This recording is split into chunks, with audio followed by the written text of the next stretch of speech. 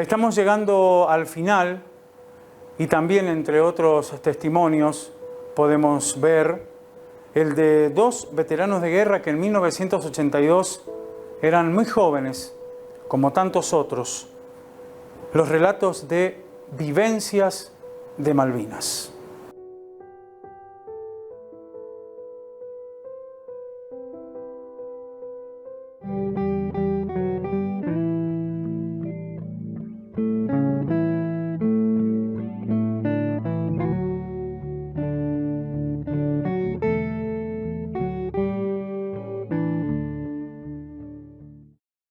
Me conocen como Gustavo Pirich. El 2 de abril del 82, yo, como soldado conscripto, como te dije, estaba cumpliendo funciones en el casino de oficiales, como mozo. Y estaba en ese lugar, me había acostado y empecé a sentir gritos, muchos gritos y una gran algarabía, y no sabía bien a qué obedecía. Me levanté rápidamente.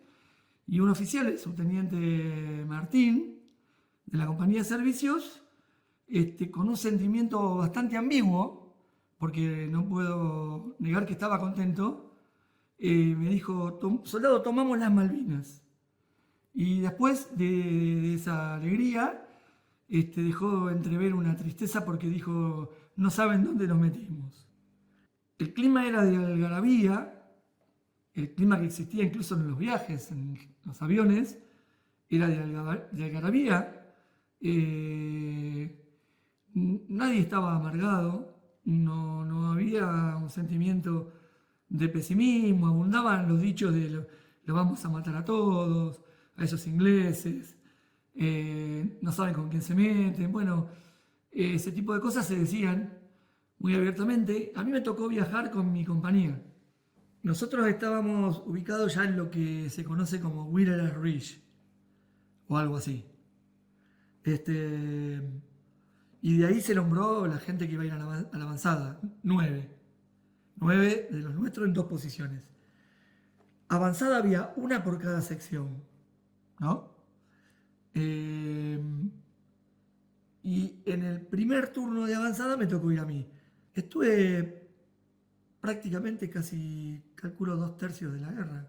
Y yo estaba en la avanzada en la avanzada de combate, y como tenía la misión de dar la temprana alerta sobre la presencia del enemigo, siempre digo que efectivamente fue así, literal, porque estaba yo de guardia, había reemplazado al primer turno de guardia, y fue cuando estaban viendo con los binoculares, muy atentos siempre en las guardias, y vi algo que se movía y primero pensé que eran unos árboles y después dije: no, acá no hay árboles, así que...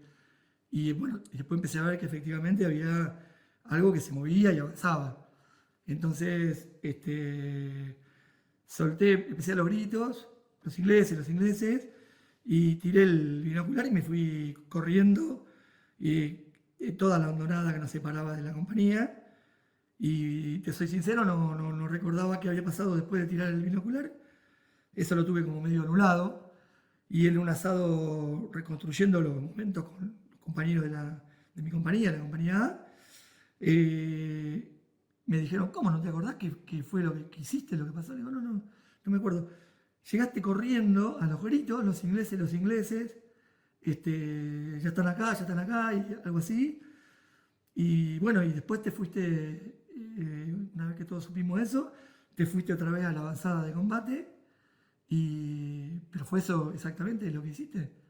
Así que siempre considero que cumplí con mi misión, ¿no? Estábamos en las posiciones que habíamos ocupado cuando nos replegamos del puesto de avanzada, donde estaba la compañía, que ya se había replegado, y comenzamos a recibir el fuego enemigo. Y éramos 9, y empezaron a disparar. Empezaron a disparar y nosotros empezamos también a hacer lo mismo. Y hasta que vimos que se estaba agotando la munición, no teníamos mucha munición tampoco. Y que los disparos de ellos eran cada vez más impresionantes. Nos dimos cuenta que ahí ya no podíamos hacer mucho, así que tratamos de meternos hacia abajo lo más profundo posible. Y lo logramos porque como estábamos atrás de una piedra, las posiciones esas estaban, que habían pertenecido a los jefes, estaban cavadas sobre un terreno que estaba atrás de piedras, que es lo que creo que pudo salvarnos la vida, porque las, los disparos repiqueteaban al lado nuestro y en las piedras y en todos lados eh, en forma permanente. Permanente. Yo creo que si no hubieran estado las piedras, no sé si salíamos vivos. Y después pasó algo muy extraño, muy, muy extraño, que hasta el día de hoy lo analizo con un psicólogo mío y eso. No dormimos, nos quedamos dormidos en el medio de los combates, de los tiros de ellos. Y yo recuerdo haberme despertado y haberme tocado porque estaba mojado, y pensé que era una herida, una esquirla o algo, que estaba herido, ¿viste? Y no, me había hecho pis. O sea, me puse muy contento cuando solamente pude comprobar que me había hecho pis, nada más. Yo recuerdo que me despertó un sonido raro. Y me parece que fue que escuchaba hablar, pero hablar raro. Y cuando saqué la cabeza por entre los costados de las piedras, vi que estaba lleno de ingleses. Y te digo, ahí tuve miedo realmente en ese momento. Porque, miedo porque no sabía qué pasaba ahora. O sea, ¿qué hacíamos? Y bueno, salimos así y ellos se sorprendieron muchísimo. Y después de la sorpresa, porque salimos con las manos levantadas, nos empezaron a decir que bajáramos las manos, ¿no? Que bajáramos las manos. Así que nos llevaron ahí unos metros. Todavía seguía pensando que nos iban a fusilar, porque siempre se rumoreaba que los británicos no querían tener prisioneros, ¿no? Eh, Así que bueno, nos llevaron hasta ahí a un sector, nos hicieron tirar al piso y nos palparon. Nos palparon, nos hicieron levantar y empezaron a preguntar quién sabía inglés. ¿Quién sabía algo de inglés? Y yo le dije, ¿cómo le dije? A few words and a common expression, que son frases hechas que dicen que unas pocas palabras y expresiones comunes. Y la recordaba de ese primer año glorioso para mí de inglés. Así que evidentemente lo entendieron y me agarraron a mí, me mandaron a un costado y me preguntaron algo que fue increíble. Se ve que eran de inteligencia, después mucho tiempo me pareció que eran de inteligencia, porque me preguntaron, ¿Where is the officer? ¿Dónde estaban los oficiales? Claro, no entendía que no hubiera oficiales entre nosotros, que éramos todos conscriptos. Y, y mi respuesta fue más sorprendente todavía, porque nunca pensé que pudiera decir que ran away, que habían rajado. Yo no sabía lo que era. Yo creo no haber dicho esas palabras nunca, o haberlas tenido por ahí en algún rincón de mi cerebro, ¿no? Pero evidentemente la sabía, y cuando le dije eso decían, no, where is the officer? Pensaba que le estábamos mintiendo. No, después, mucho tiempo después, con el trato comprendieron que éramos conscriptos, que nos habían dejado solos y que los oficiales no estaban. El sentimiento fue contradictorio y, por un lado, eh, digamos, terrible que nos hubiéramos rendido, pero por otro lado, la frase se van a su casa eh, nos provocó también una gran alegría. Por eso digo, nunca lo pude definir eso. Si estaba contento o triste. Creo que las dos cosas, sí que se puede. Y después la otra cosa importante que viví en Malvinas es que es posible que si estás en una guerra eh, haya mancomunión entre los que están en esa guerra y haya solidaridad, ¿viste? Eso también es una cosa que siempre resalto, que me sorprendió porque yo pensé, digo, acá cuando se empiece a armar el quilombo, cada uno por su lado y nos vamos matando nosotros. Y eso no fue así, ¿eh? Para nada. Y no fue así, eh, durante la guerra y posterior, en la posguerra. Porque nosotros podemos tener muchas diferencias políticas, ideológicas, pero hay un límite donde hay algo que está por encima de eso y que no va a ser jamás que nos peleemos, que estemos mal. Y eso es el Malvinas nos une.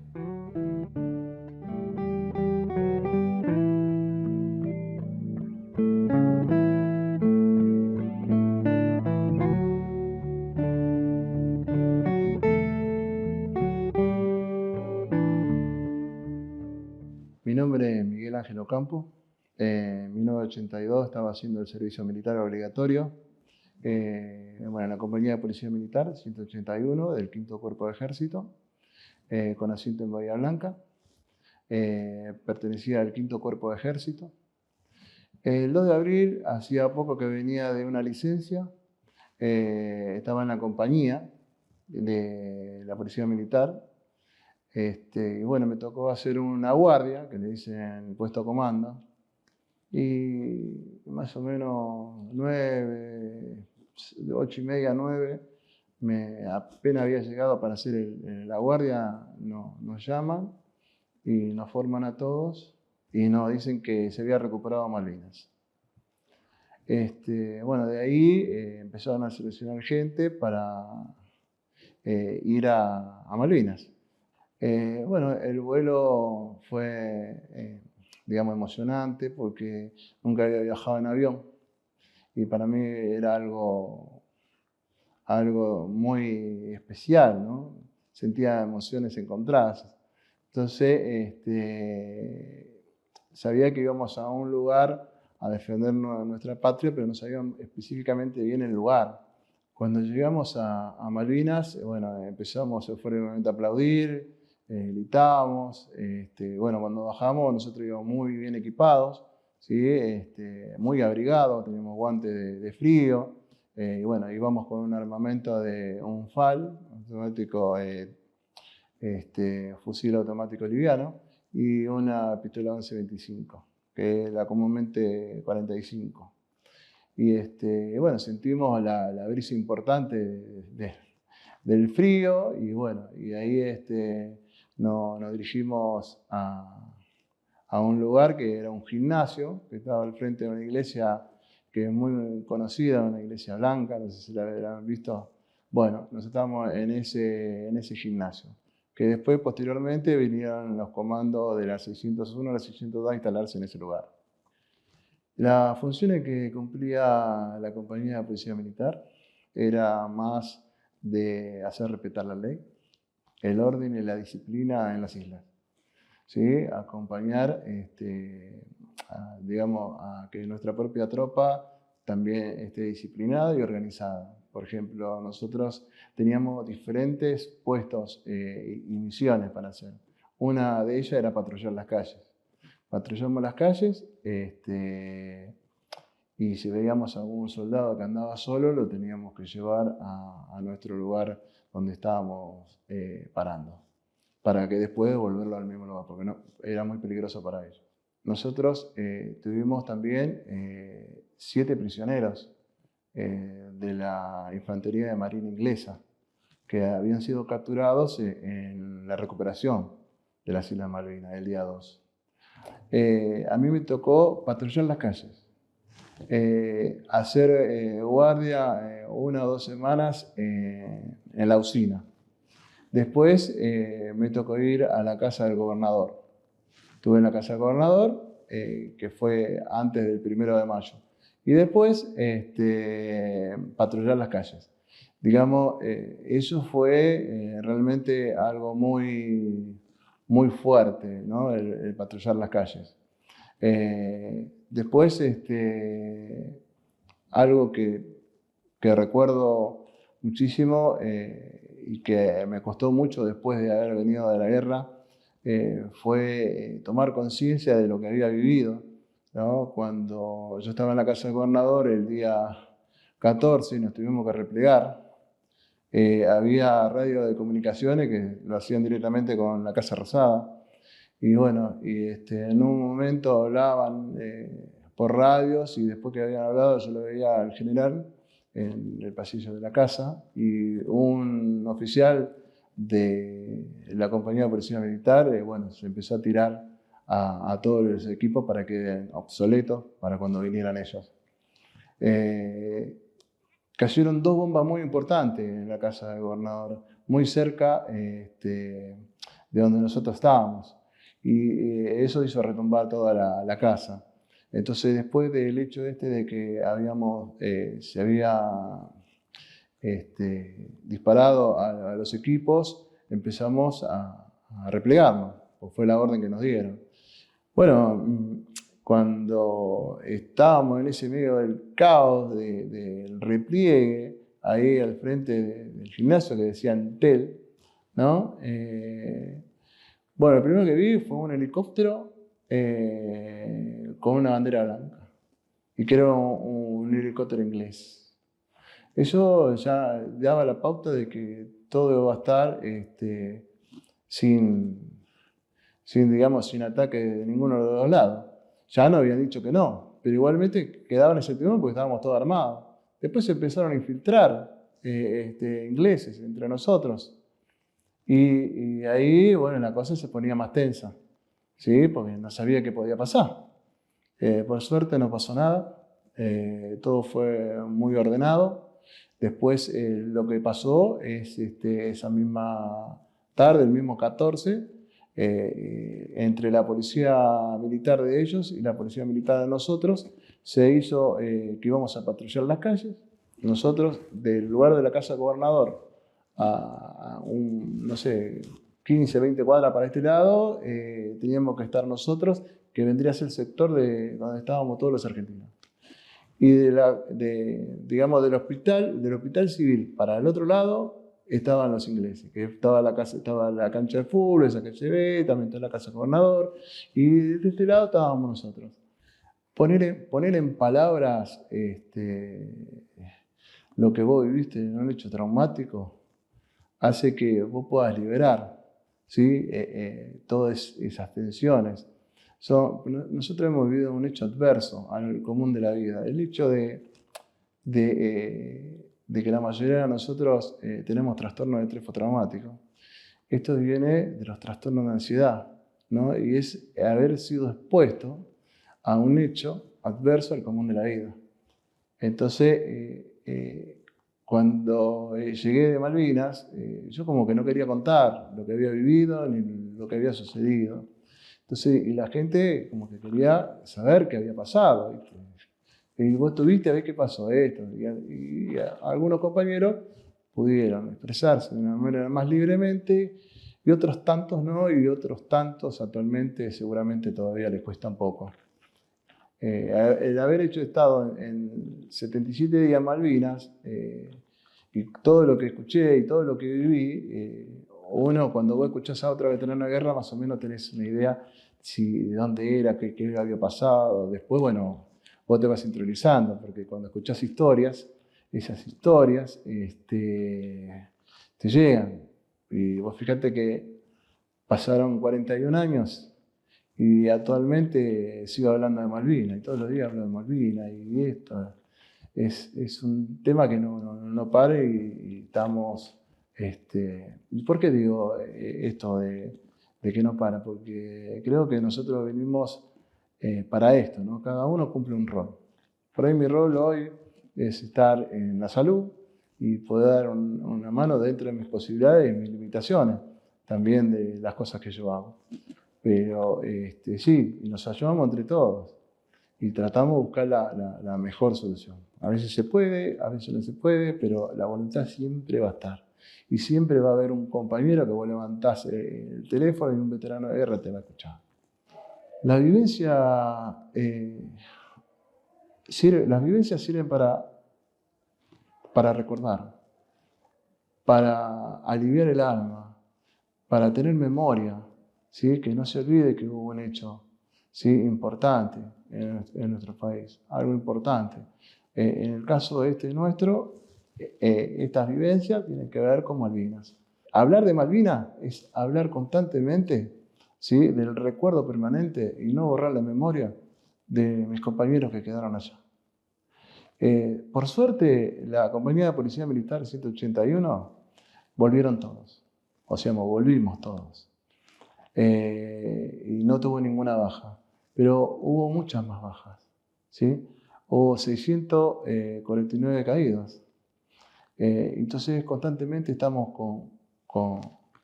recordándolo a ellos, porque en realidad ellos son los verdaderos héroes. El 2 de abril se conmemora el Día del Veterano de Guerra y de los caídos en Malvinas. Y realmente ese día nosotros, cuando hacemos acto, hacemos un minuto de silencio y estamos siempre recordándolo a ellos.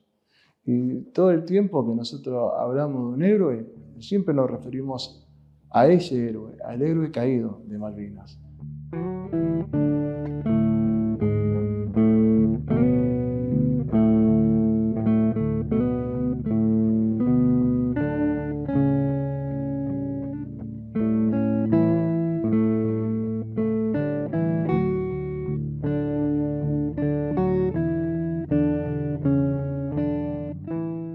Estamos llegando al final ya de este trabajo que hemos compartido durante esta jornada del 2 de abril.